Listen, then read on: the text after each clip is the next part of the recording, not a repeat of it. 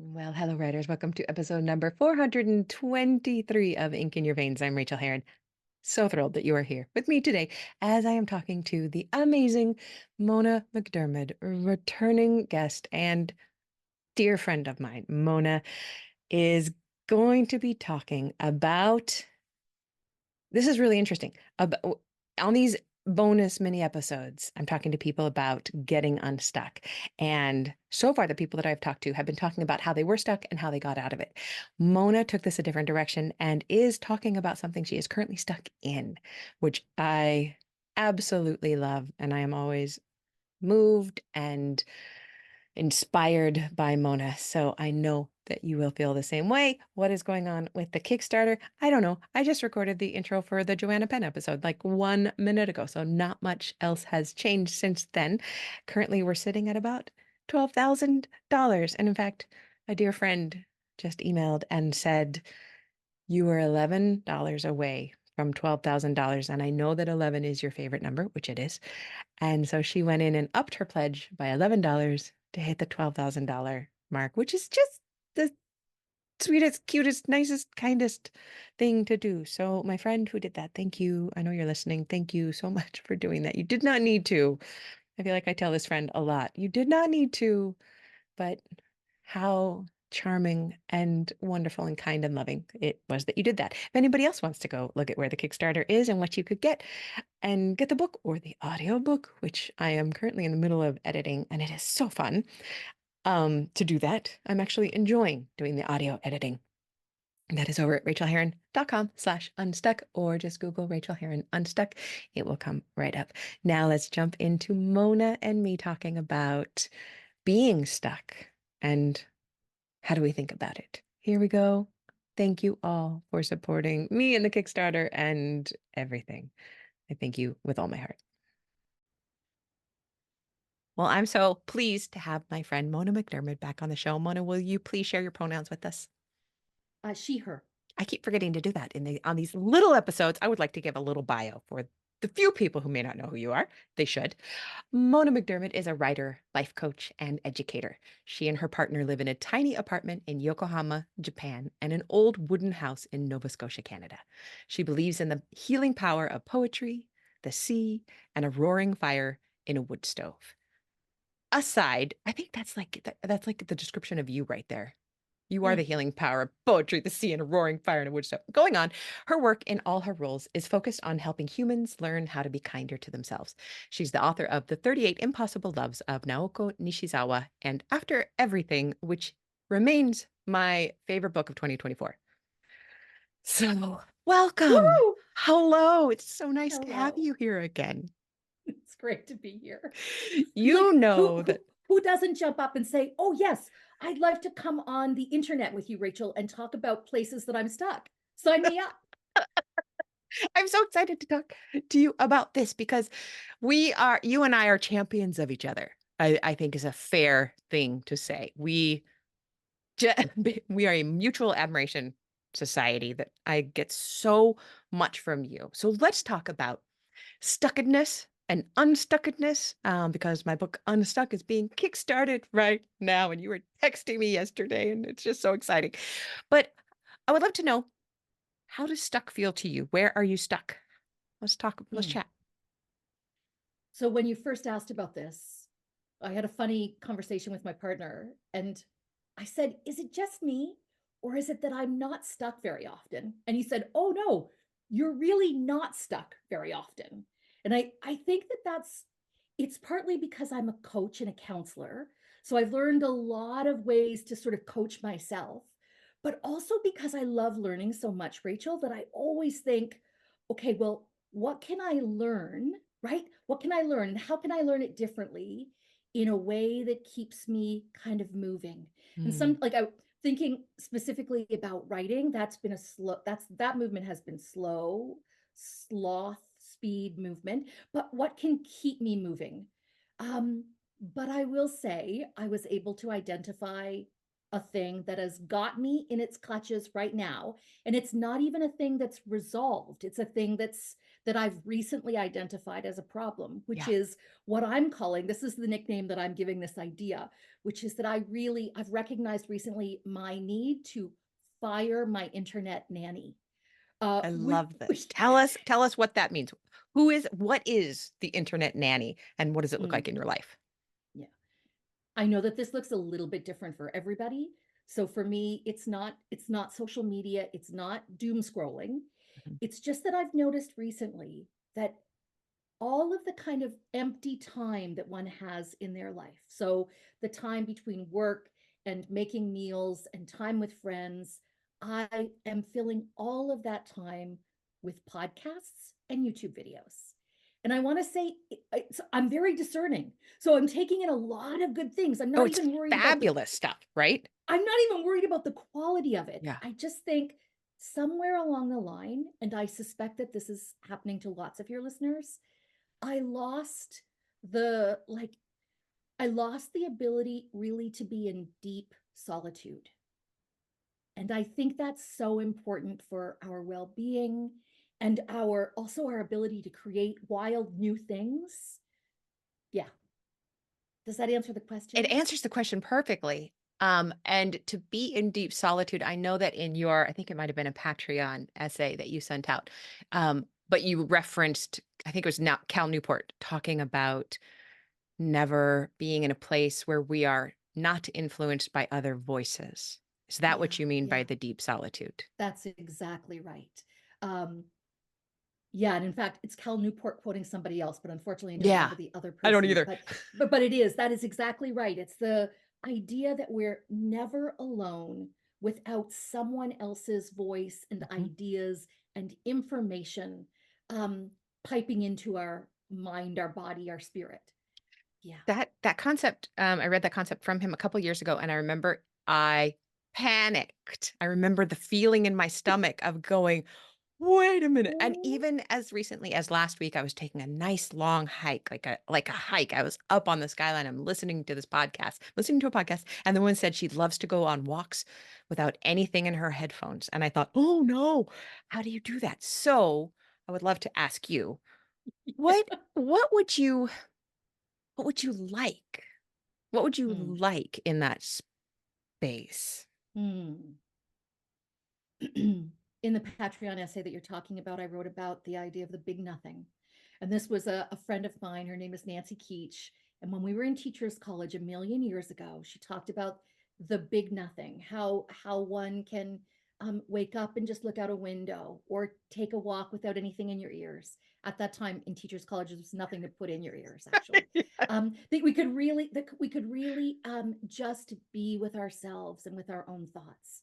And that is and I'm not saying for a moment that I want to give up all of the juicy things that the internet brings me, right? We met on the internet. There's just so much loveliness and important learning that goes on. But what I want to figure out how to incorporate is more kind of quiet time where I can be with myself and also this idea of like sensory rest Mm. where I don't have anything else coming into my brain aside from how the room that I'm in or the outdoor space that I'm in looks and smells Mm. and feels. Yeah. So that's what I'm after is teaching myself. And it's not even reteaching myself because I didn't have to learn it in the first place. I was in that state before. So I really do have to learn how to um, rest. And where do you think that might fit in your life? Do you have any plans? Hmm. Because what I find interesting, Yeah. Mona, is that when I said, talk to me talk to me about being stuck, this is what came to you. It's not just, I'd like to add some extra flowers to my day or something pretty or something nice. This Yeah. is important if that's Yeah. what your brain went to when I said the word stuck. Yeah. So, Yeah. may I suggest something that's Please going do. through my Yeah, please mind do. while you think?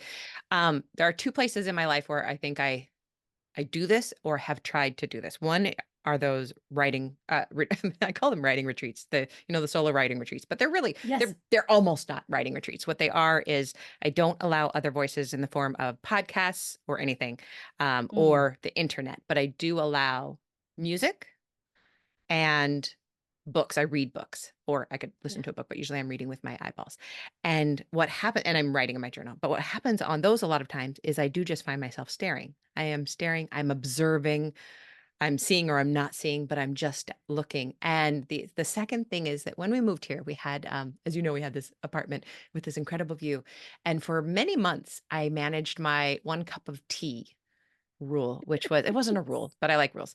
That I would take my cup of tea in the evening out and I'd sit on the back porch and I'd watch the light change just for the length of 1 cup of tea.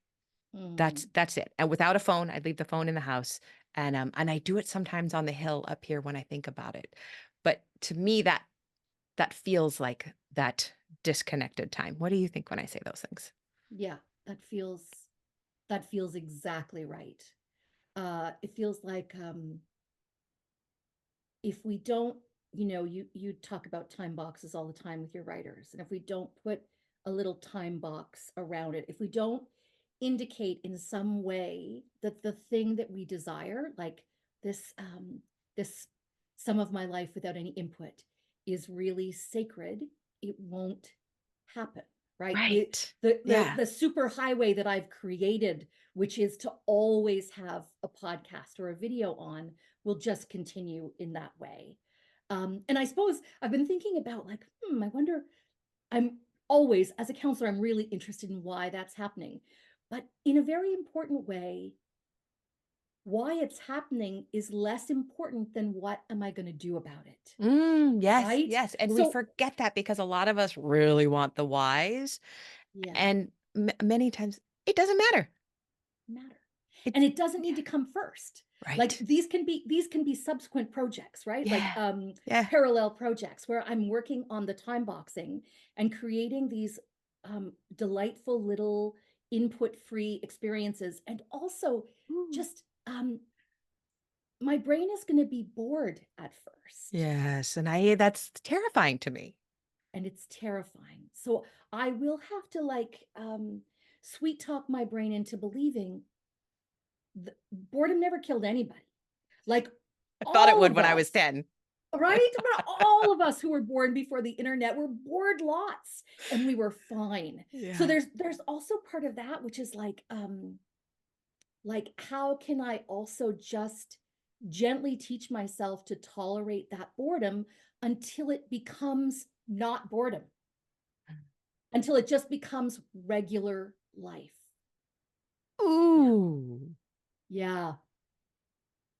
And in doing so, in adding that to your life, I do feel like the why the is going to be uncovered. Kind of like when we do our writing.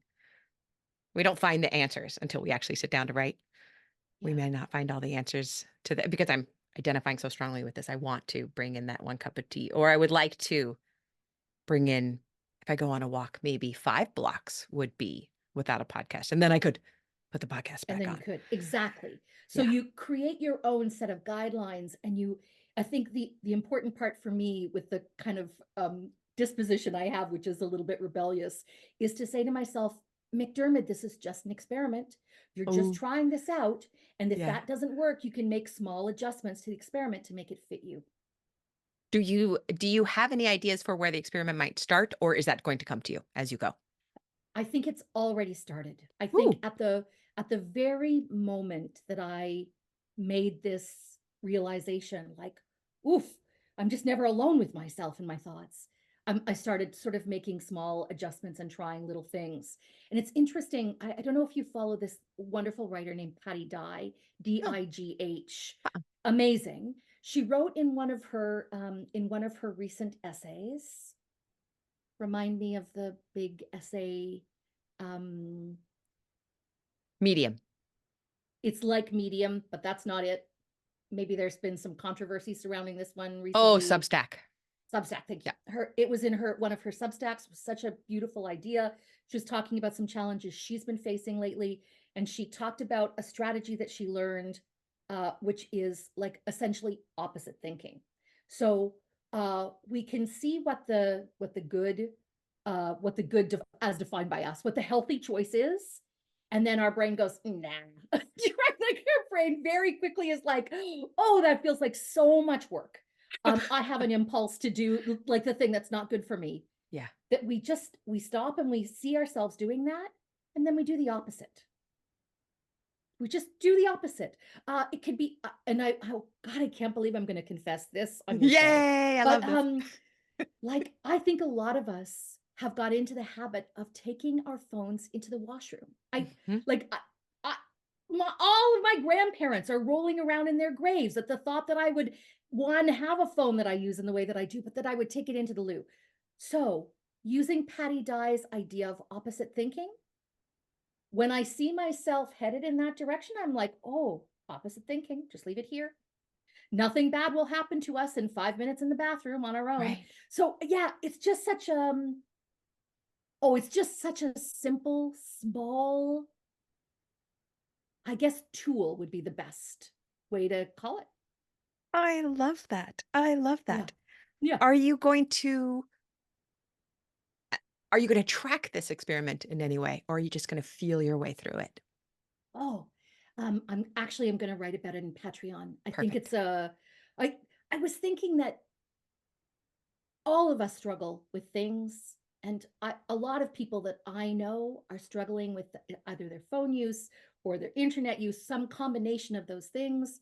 And I thought it will be helpful for me to track kind of the sort of micro experiments that I'm trying and what works and what doesn't and why. I love to think about problems in that way, and also in whatever way that might be helpful to someone else. Um, all the better. Oh, I can't wait to read these. And for people who might wanna get in on that too, um, I think you could probably easiest way is just Patreon, Google with Mona McDiarmid, Monna. McDiarmid is what it looks like, but I will put the links in the show notes. Thank you, Rachel. Can you tell us where else we can find you?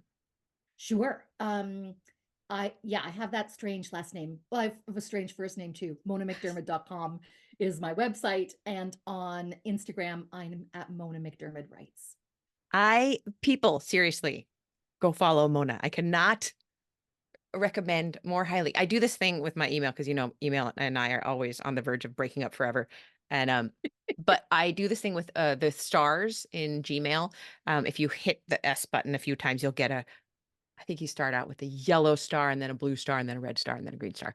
But blue stars, two S's, are the mean to me save and like read in bed or read in the washroom or The something. read and Just savor. the read and Yes. savor and Yeah. your whatever way your messages come to me, they go into my read and savor box. And there really aren't very many people who do that. Like I only ever have 3 or 4 in there at a time, but I'm just saving them. So please keep doing this, keep writing, and please keep us Thank you, friend. posted and keep me posted on how this Unstuck experiment goes. And thank you for prompting in my brain that scary idea that perhaps I'll be quiet sometimes. I'll have quiet. Yeah. Yeah, you're totally welcome. I'm wishing you all the best with the release of this gorgeous book and the Kickstarter campaign. I was lucky enough to read an early copy of it, and it's delightful. I think for me as a person who's lived internationally, this is our fifth country outside of Canada. Um, I like for me, moving around the world is like it really genuinely is a way of life. And I Mm. also realize that for most people, it's just the scariest thing in the whole world to pull up stakes and to move countries and to change your life in such a massive way. And I love the way that you and Lala have navigated that. And I love this book. Thank you so much. Do you know that? Okay, so listeners, Mona and her partner actually sat down on Zoom with me and Lala when we were getting ready to move because I was so scared. And just 2 days ago, I was in the car with Lala and I said, Lala, I don't ride around New Zealand anymore thinking, what did we do? Why are we here? How did we get here? Is this okay? And I did that for 2 years. I think Yeah. 2 years is how long it took me to calm down. And Lala, of course, bless her, is like, no, I never did that. But thank you for saying that about the book, and thank you for supporting us through this. Yes, through this time and for of supporting course. the book. Because I think one of its strengths is it's not just about moving to Wellington, New Zealand, right? It's Yeah. about any big change that a person undertakes to get unstuck in their life. There's just so much to love, and it's also just such a sweet story and such a delightful love story. Thank you, Mona. Thanks for being here Yeah, today. you're very welcome.